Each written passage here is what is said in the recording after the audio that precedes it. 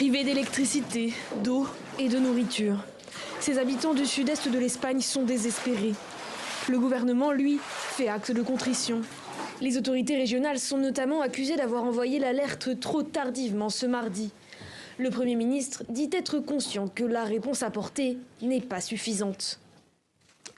Je le sais. Je sais qu'il y a de graves problèmes et des pénuries, qu'il y a encore des services effondrés, des municipalités ensevelies sous la boue, des personnes désespérées à la recherche de leurs proches, des personnes qui ne peuvent pas accéder à leurs maisons, des maisons détruites et enterrées sous la boue. Je sais que nous devons faire mieux et que nous devons tout donner. 10 000 soldats et policiers supplémentaires vont être envoyés dans les zones sinistrées. Ces renforts sont attendus avec impatience dans les localités où la situation est encore chaotique. Des actes de pillage ont été signalés à plusieurs reprises. 82 personnes ont été interpellées selon l'exécutif. Des citoyens volontaires affluent de toute la région.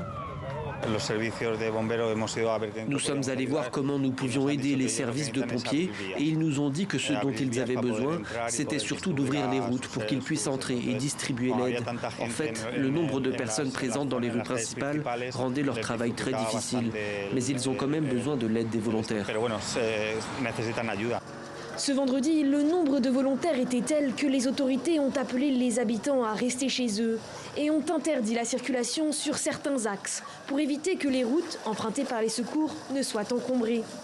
Les recherches continuent, 1900 personnes sont portées disparues.